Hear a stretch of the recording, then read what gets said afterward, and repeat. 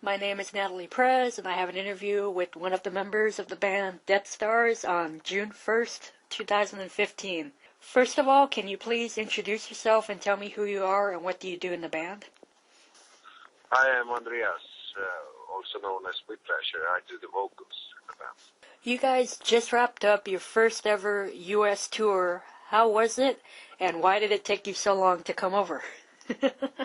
We've been wanting to go there for years. I mean, since we started, and we have planned to do it, and we have had scheduled tours, I think, even, but it's just hasn't worked out 100% before. I don't know why, because we're touring all over the world for a long time, but it's never been in the cards to go, obviously, to North America. But yeah, so now we just took the chance with this tour with Moonspell and Septic Flesh to finally go there. So yeah, we had a great time, and for us it was like starting from square one pretty much, since it's our first tour there, and we haven't really established us as a live band there. So hopefully we'll get back as soon as possible. All of us want to go there ASAP. So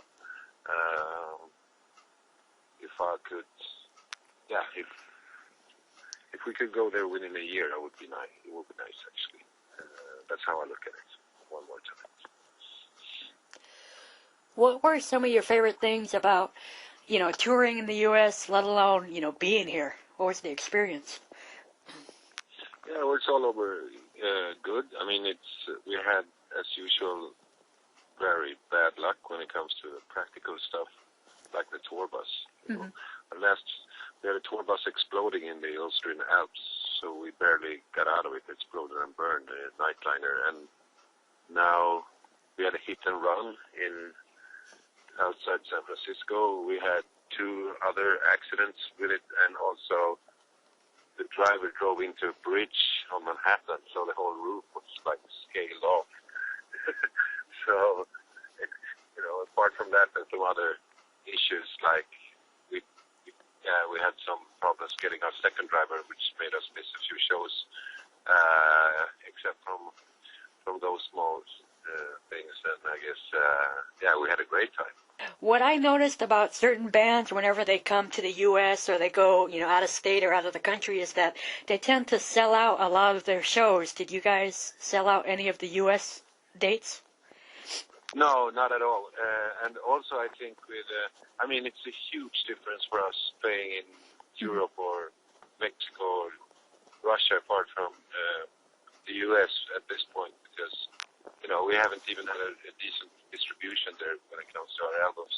Mm-hmm. And I think that from what I heard with Moonspell and Septic Flesh, because they usually tour together, and like Moonspell have been there 12 times, so I guess a lot of people have seen them already. So, but when we have, it's also for us, we can't have the stage props or anything like that in the U.S., so it's like starting over again, as I said. Mm-hmm. So just being a band on a plywood stage, playing the songs, and that's where we come from originally, and that's what we enjoy as well, because going up with bands like MC5, Iggy Pop, and it just should be a band of the music that does the talking, but it's kind of refreshing to work uphill again, so to speak. But I also saw a huge following there, people dressing up as us. We have die-hard fans all over the world, so it's good to see that breathes on the streets of North America as well. It's been almost a year since you guys have released, your 4th album. Have you been writing anything new? Yeah, we always write, but it's now it's been so much touring. We've been touring since August, I think, or something, September. Mm-hmm. And so we haven't really been that efficient when it comes to it. We usually don't, we had studios in our nightliners, which we built, and then we're supposed to sit there and write music, we think, when we do the tours, but it never happens. We need to just, it's the same thing when you get back from a tour, you don't immediately sit down and write music, so it never worked for us. So we need a period of time in order to do nothing regarding the band, and then usually you start working on new songs. So I guess now, after States, and we have some European festivals coming up, fly out shows in Europe, and I guess we will start working harder on the material actually, so we can start to record a new album soon. That's a goal. Have you ever considered releasing any of your music in acoustic format? No, not really. We discussed in doing acoustic shows maybe in the future, but I don't think, well, you never know, but I don't think we'll do like proper acoustic versions of songs that we've already recorded. Maybe we'll write new material which is acoustic. We'll see. But we're an electric band, you know. We like distortion, so I'm not too sure. All right. Out of all of the releases that you guys have released over the years, we have yet to see a live album or DVD. Will we be seeing something like that anytime soon, or no? Yeah, the DVD has been something people have been asking for I think many years, and we've been pretty slow. I mean, we filmed a lot of shows with professional crews and stuff. So, but I think that it's kind of an inflation when it comes to the DVD stuff. Also, right now it doesn't feel like. I mean, we're definitely going to do something like that, but it's not like you have to hurry it or anything. Mm-hmm. And just to go through all the material, you know, it takes some effort. So I don't know. So someone has to deal with that as well. So, but hopefully and absolutely, a live album would be nice to release. But it's we'll see. It's something that we always discuss. So but it's no stress about it. Besides, playing shows as Deathstars, a lot of you guys were in, previous projects or have other things in the works. Would you ever consider taking those acts with Deathstars and playing some shows or going on tour, or no? No, never. I mean, with Deathstars, especially me and Emma decided not to be in any other bands really, but to focus on that. And because it's so easy in Sweden, everyone is in a band, and the bands are pretty successful, and it's it's just like a mess. It's just like everyone is having intercourse with everyone else in every other band. So yeah, that's actually a good thing with me moving to Italy. I was very relaxing, being able to go out and not just talk about music, which you do in Stockholm or Gothenburg, because everyone is in a metal band or in a rock band. Mm-hmm. So no, I don't think we try to keep it just Deathstars is just a thing of its own, So I would say we come from the more like black metal, death metal scene in the early 90s, the more extreme part of it when we grew up, and I still really enjoy that music. So I don't know, maybe I'll do a project like that in the future. At least that's what I keep thinking of. But that would be interesting. But it would never be something I combine with Deathstars live. You went from being a 5-piece group to a 4-piece. How come? Because Kat, who used to play guitar with us, he was fed up with touring. he just didn't want to tour anymore. So I mean, he wanted to be in the band kind of, but then he just didn't want to travel as much as we do, and he prioritized some other stuff in his life. So, but we respected that, and also for us, there was no need of just finding a new guitar player just because of the sake of having 5 people in the band. So, but it's also something that we never know. Maybe some other will join the band in the future, but right now it works fine as a 4-piece, so we'll stick with that. In a lot of your publicity press photos, you guys tend to, go all out and you wear your little outfits and you have your hat and all that stuff. Do you guys still have those outfits, and do you still wear them from time to time when you play shows, or no?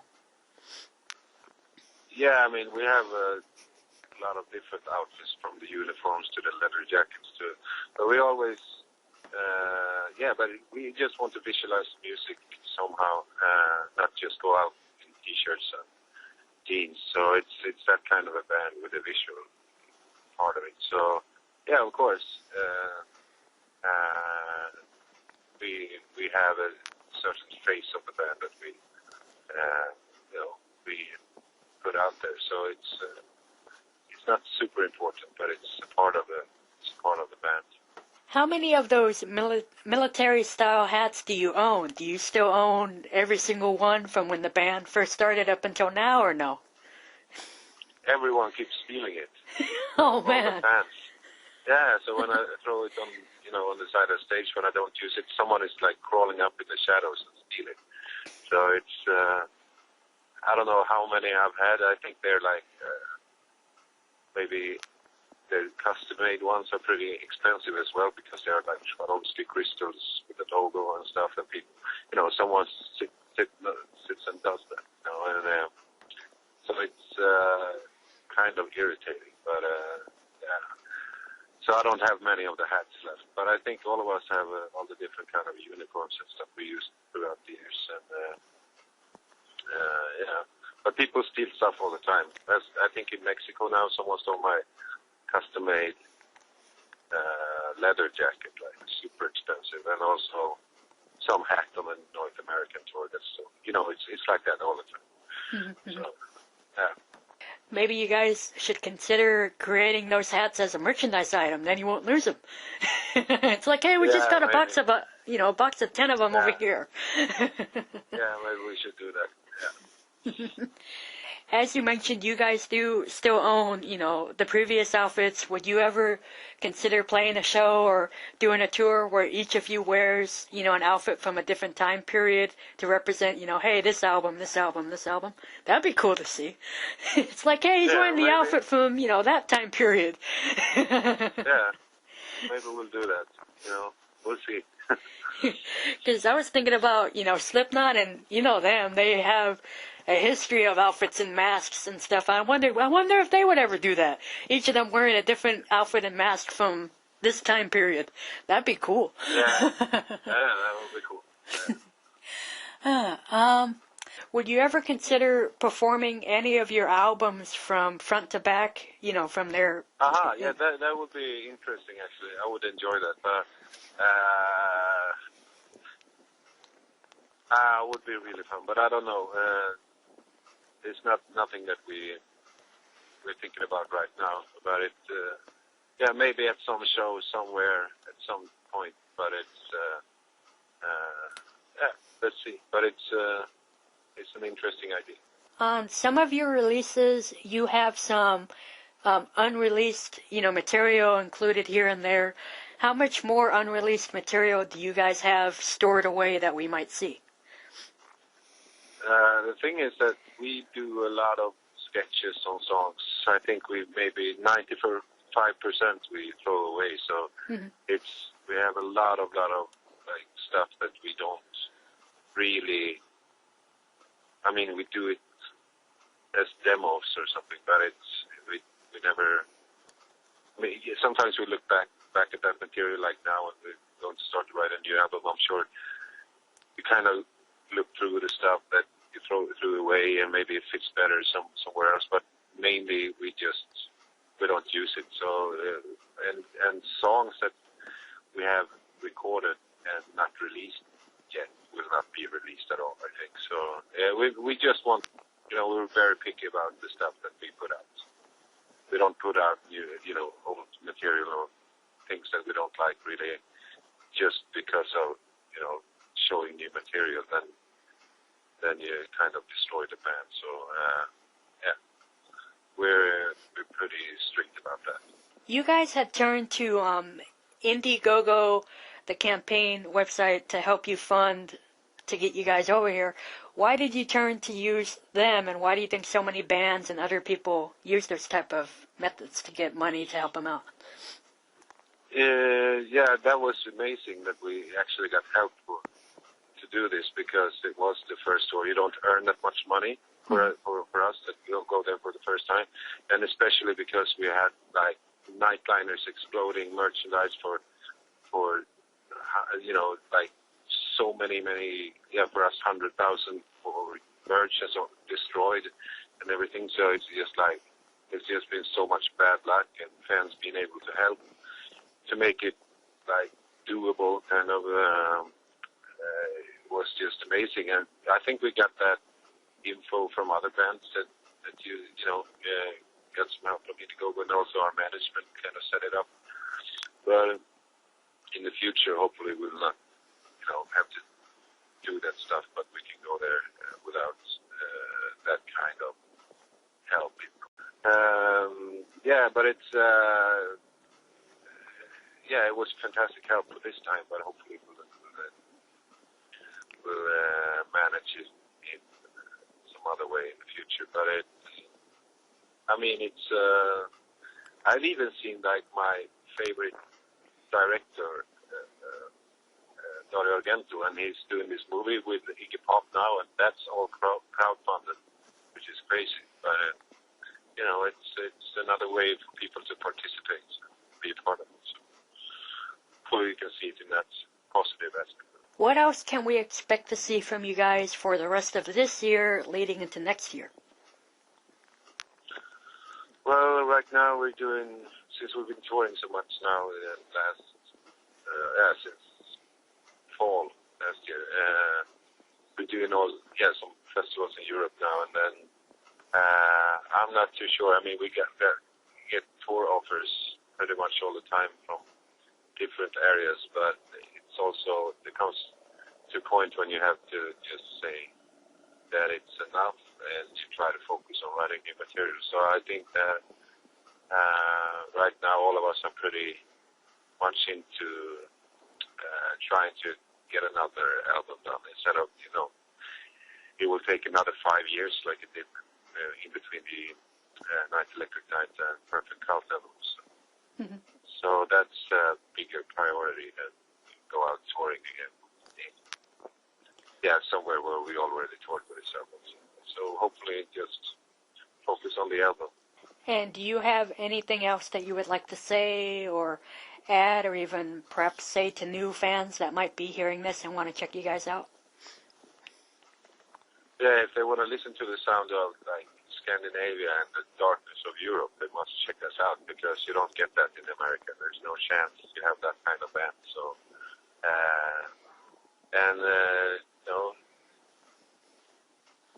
we'd like to come over there as soon as possible again. So hopefully people check us out.